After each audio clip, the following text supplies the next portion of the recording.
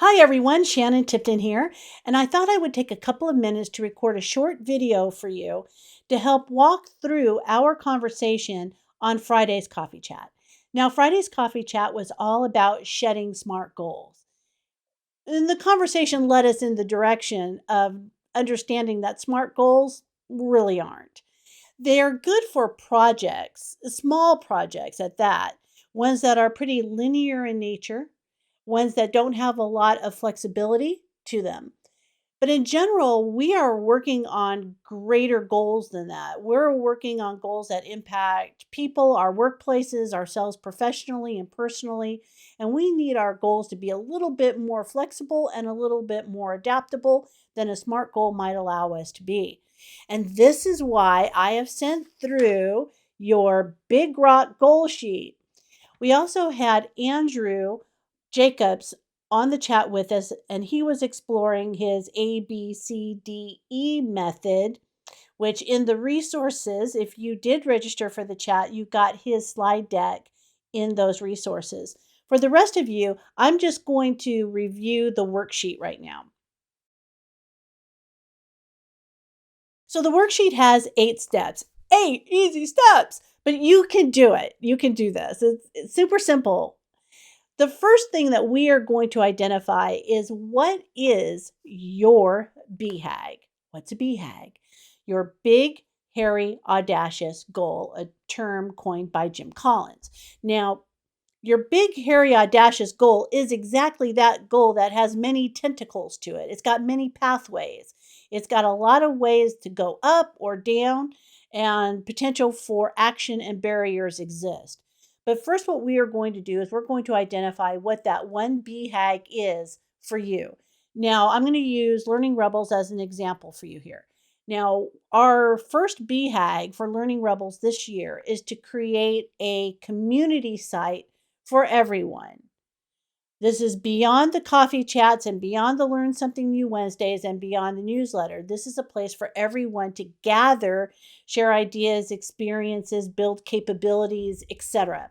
That's a main goal for Learning Rebels this year. Now, why do I want to do this? That's actually step 2. So, step 2 is writing down and fully comprehending what the why is behind your BHAG.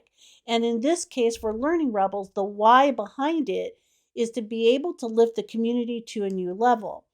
Now, we all get together every other Friday and we have very robust discussions, and they're a lot of fun and they're very interesting. I wanted a place to be able to carry those conversations over to and to be able to allow L&D professionals a place, a safe place to gather, share their thoughts, but also to build their capabilities. I've been in this industry for 30 years, and there's always something happening. So whether you might be new to L&D. So this community is a great place for you to ask those important burning questions. You may be have been around for a while like me, and so maybe now it's time to shift your mindset. Or maybe you still do have burning questions that need answering. Maybe you're in a one man, one woman shop and you just need someone to talk to. Nobody understands L&D geek like other L&D people. Okay. So my why is to be able to give this place to the greater good. Okay. So we've got the BHAG, we have the why. The third part of this is chunking it down. That's a big goal. So I can't just put on my to-do list, start a community website. Okay, there are lots of chunks to making this happen.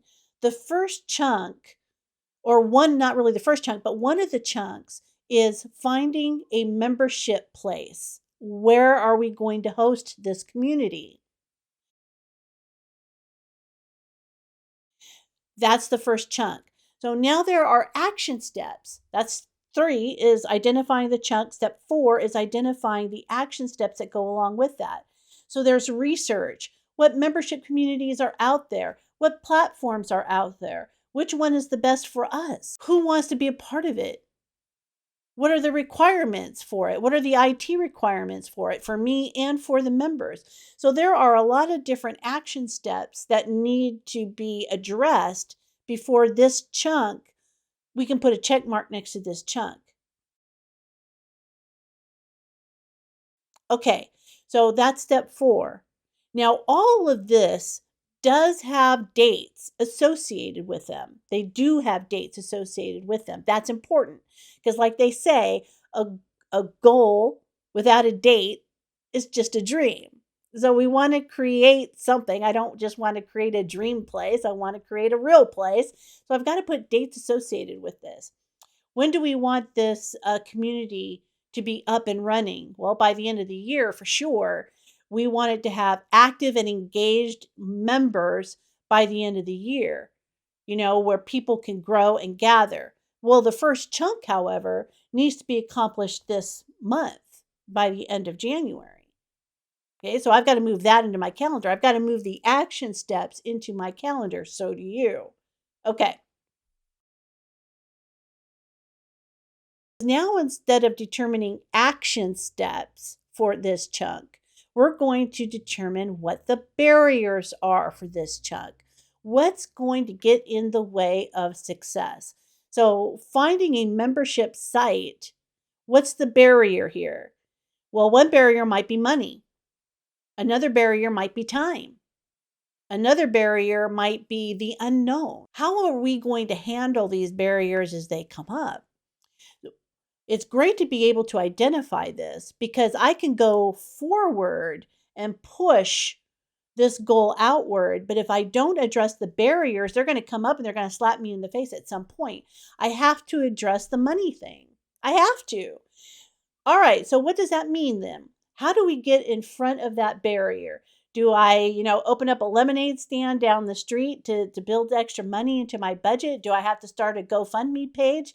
Do I need to add a donation button to the website? Do I need to charge more for the Learn Something New Wednesdays? What do I need to do in order to get the membership site into the Learning Rebels budget and have it be covered so that way it's actionable and our goals can be achieved? So, being able to identify the different barriers ahead of time is going to help you get in front of them once it comes down the path. It may be that money might not end up being a barrier. Maybe we end up going with a Facebook group or a LinkedIn group or a WhatsApp group, So it could end up being that money is not a barrier, but it's always good to get in front of it just in case. Okay. 1, we've identified our BHAG. 2, we've identified our why. 3, we've identified our chunk. 4, we've identified our action steps and we've put dates next to our action steps. 5, we've moved our barrier so that way we've moved our chunks so we can identify our barriers, which was step 6. Now, step 7. Step 7 is the prioritization of all of these chunks and action steps. Now, I know you might be saying, Shannon, why are you prioritizing them now? Shouldn't you have prioritized them first? Isn't that what Franklin Covey tells us to do? Yes, and there are times when that is appropriate. However, at this time, what we want to do is we want to map out the journey. Let's map out the journey. We're going to start here. We need to get here. How do we get there from here? Okay, so those are the steps that we've created. How do we get there from here? Now what we need to do is we need to say, okay, now that we have all of these steps mapped out, now's the time to think about which step do we do first. Otherwise, once we start playing with the prioritization too early, we find that we leave steps out. And then we have to start all over, right? Because now we've got to insert steps. Get everything mapped out first, then create your prioritization list. You may discover through all of this that you're leaving out steps, or maybe your chunks are still too big. If your action steps require action steps, then your chunk is still too big.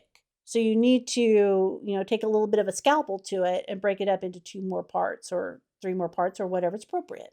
Okay. All right, so now we've prioritized our steps. We know which ones we have to do first according to the time frame in which we've laid out and the barriers that we have identified. Last bit, step 8. How do we reevaluate? When do we reevaluate? That's the big question, people.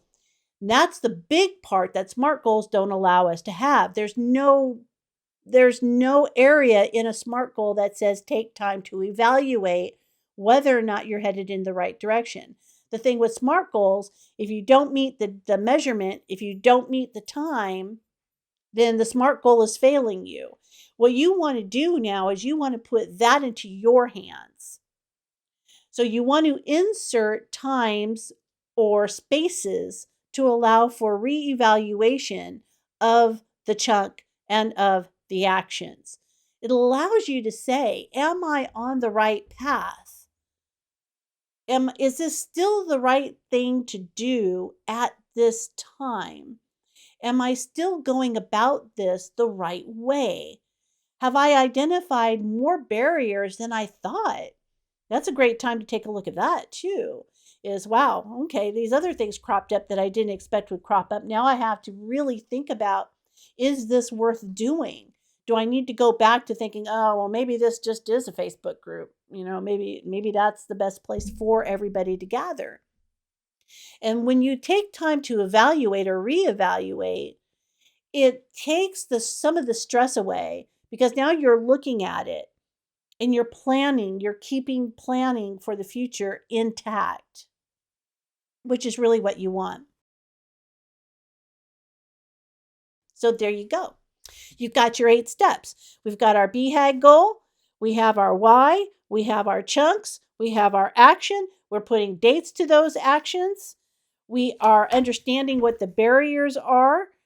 We're making a plan for how we're going to get in front of it. We're going to prioritize our chunks and our action steps. And then we are going to insert times for reevaluation. So here you go. There you have it.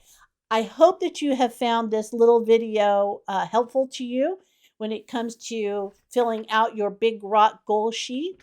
The Big Rock goal sheet can be downloaded below this video. You will find it incorporated there. If you have any questions, you know how to get a hold of me, and don't be surprised if I ask you about your BHAG in future chats. That's all for now. I hope you guys have a wonderful rest of your week, and I'll see you at the next chat. Bye for now.